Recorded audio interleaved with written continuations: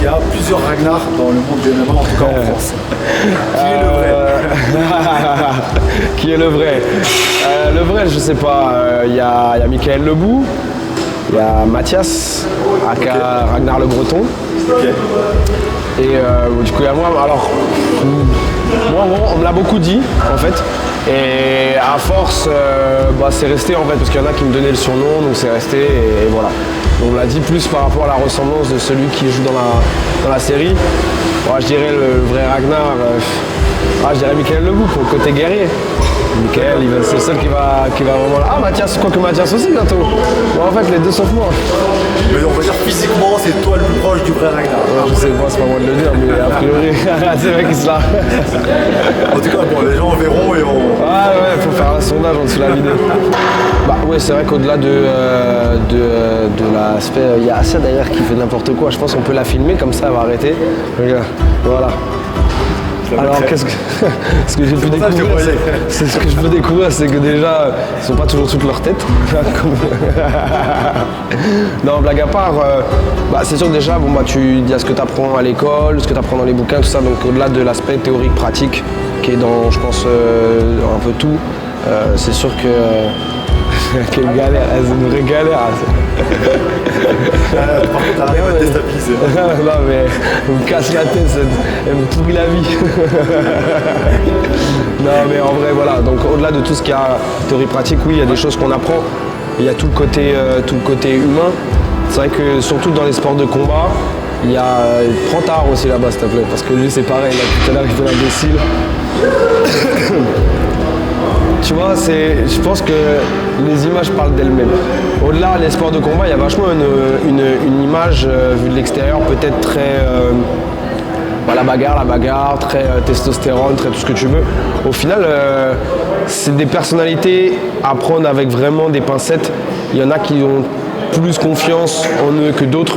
Il y en a qui ont besoin d'être plus rassurés, il y en a qui ont besoin d'être poussés un petit peu, d'autres qui ont besoin au contraire d'être allégés parce qu'ils ont tendance à en faire trop.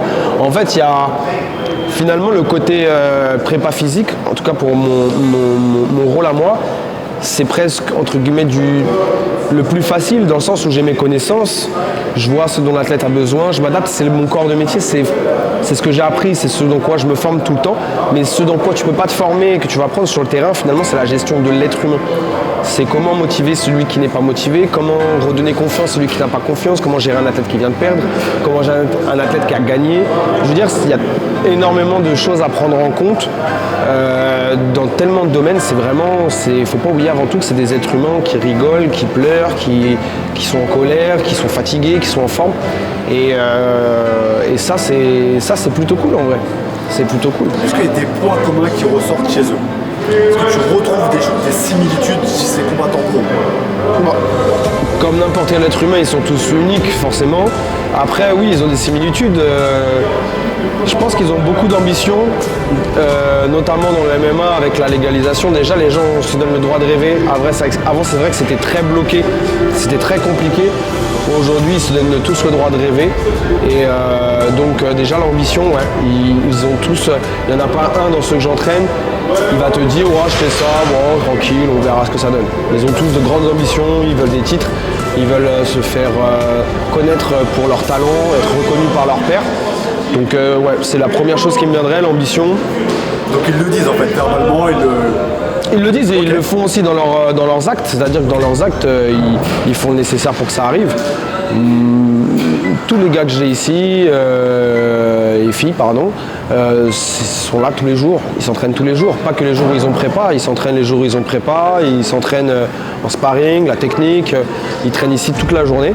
Donc ouais, je dirais l'ambition et ils se donnent les moyens de leurs ambitions. Mais il y a énormément d'empathie à avoir dans ce métier. C'est des athlètes, encore une fois, qui ont de très grandes ambitions, il faut en prendre soin. Vraiment, il faut, même le plus... celui qui a le plus, comment dire, un aspect, une image très rude, tu vois ce que je veux dire? Il faudra le prendre avec des pincettes et le chouchouter. Tu vois ce que je veux dire? Il faudra autant chouchouter un Jordan Zebo qu'un Asia Miri ou qu'un Samir Feidin ou qu'un Charboulat. Tu vois ce que je veux dire? Ils ont besoin vraiment d'être mis dans les meilleures conditions possibles pour performer à un certain niveau. À un certain niveau, c'est dans les détails que ça va se jouer. que la communication, quelque part, c'est ouais. ce qui fait pratiquement tout le corps de ton métier. La communication, Le la regard, flexibilité, l'écoute, peut-être même plus que la communication, en vrai c'est l'écoute et entendre et voir ce que les athlètes ne disent pas forcément, tu vois. Il faut vraiment chercher à s'adapter un minimum, un maximum avec eux et pour les mettre dans les meilleures conditions. Après la partie prépa physique, tout ça, c'est le corps du métier, donc on s'adapte, mais ça, n'importe quel préparateur physique qui travaille dans son domaine le fera, tu vois. Après l'humain, ça va accrocher, ça va pas accrocher, c'est à toi de t'adapter en fait pour que ça marche pour l'athlète, pour qu'il performe. À la base, t'es pas coach, t'es issu, je sais pas si on peut le dire. Oui, bien sûr, j'ai chaud cul. Ouais. Donc c'est intéressant pour les gens qui vont aussi peut-être regarder, qui vivent dans un métier, qui sont plus en harmonie dans leur métier. Donc toi, tu as fait une reconversion professionnelle et tu es maintenant coach, c'est ça, à plein temps en MMA Factory, mais même aussi dans d'autres entreprises. Alors moi, déjà premièrement, il n'y a pas de problème avec ça. J'ai pas du tout honte de mon parcours, bien au contraire. Moi, je suis issu d'un milieu très modeste et j'ai dû aller travailler très, très jeune. Donc dès que j'ai pu, j'ai fait plein de petits métiers, même des métiers. J'ai travaillé comme dans les stocks de marchandises, j'ai travaillé dans la surveillance, dans la télécom, j'ai fait vraiment. Je prenais le boulot, il y en avait. Et j'ai fait chauffeur de bus donc à mes 21 ans, j'ai fait ça pendant 5 ans. Okay. Quel dépôt J'étais au dépôt de Vitry. Voilà. Dédicace au dépôt de Vitry. Voilà, Je suis pas sûr qu'ils aient une très bonne tronçonneuse. Non mais après voilà, après moi j'étais jeune, j'avais beaucoup d'ambition parce que j'étais passionné de sport depuis tout petit, j'étais dans ce milieu-là, je connaissais le MMA Factory et Fernand depuis déjà des années. J'étais malheureux dans le milieu que je faisais et arrivé à un certain temps, avec certaines épreuves de la vie, je garderais par pudeur. La vie m'a rappelé que tout peut s'arrêter à un moment et que en fait finalement de se lever tous les matins d'être malheureux c'est complètement, excuse-moi du terme, mais c'est con en fait. On n'est pas venu sur terre pour se lever tous les matins en se disant qu'est-ce qu'on fout là, tu vois. Et donc j'ai tout plaqué. Okay. J'ai quitté mon travail, bon, j'ai fait les choses intelligemment vis-à-vis de Pôle emploi, les machins, les bidules. Je me suis posé, je me suis dit qu'est-ce que j'aimerais faire. Mais sans, tu vois, le cadre un peu, genre c'est possible, c'est pas possible, tu vois ce que je veux dire ou pas. Okay. Vraiment, je me suis dit qu'est-ce que je kifferais faire dans le plus beau de mes rêves. Et je voulais travailler dans le sport de haut niveau et gérer des athlètes professionnels, notamment en prépa physique. Donc j'ai passé mon diplôme de coach et j'ai demandé des stages en plus en prépa physique de MMA. C'était en plus de ce qu'on me demandait. Je me suis instruit, j'ai travaillé avec Nicolas Autre, Réal Gillette, Hugo Marotto. Alors quand j'y travaillais, je les observais travailler plutôt. J'ai acheté des formations annexes, j'ai fait des stages, bref, j'ai lu des bouquins, je me suis investi un maximum en fait. Exactement, j'ai mis en pratique ce que je voyais en théorie, je posais des questions, enfin bref, je me suis donné tous les moyens sans jamais avoir. Voilà, j'ai eu mon diplôme de coach, mais j'étais un coach comme les autres. Et j'accumulais des connaissances et de l'expérience, mais sans avoir un but précis, dans le sens où on m'avait rien promis.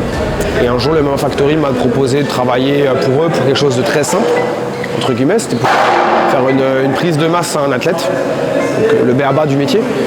Ça a fonctionné, on m'a donné de plus en plus de responsabilités. Des fois, il a fallu que je me développe et apprenne sur le terrain, quand j'étais confronté à certaines choses. Et à force d'accumuler les connaissances, l'expérience, et ben on avance. Et aujourd'hui, j'ai la chance, et je remercie d'ailleurs Fernand et Benjamin de m'avoir donné cette opportunité, cette chance, cette confiance d'être le. Tu l'as un peu poussé quand même, j'ai envie. Enfin moi de l'extérieur, je dirais que tu l'as un peu. Honnêtement, j'ai tout fait pour que les choses m'arrivent, mais j'ai rien fait pour que ça arrive, dans le sens où, tu vois ce que je veux dire, moi j'ai jamais demandé à ce qu'on me recrute au MMA Factory, mais j'ai toujours montré que j'étais intéressé. Okay. J'ai toujours montré que c'était un club, c'était mon club de cœur et que c'était un métier qui me passionnait, mais j'ai pas non plus harcelé ou demandé ou quoi qu'est-ce. J'ai tout fait pour que ça arrive, mais je ne l'ai jamais demandé, tu vois. Et je remercie encore une fois le Factory, Benjamin et surtout Fernand de m'avoir donné leur confiance. Parce qu'au final, maintenant, ils m'ont carrément nommé head coach du pôle performance. Et ça, c'est vraiment un aboutissement. T'as pas idée.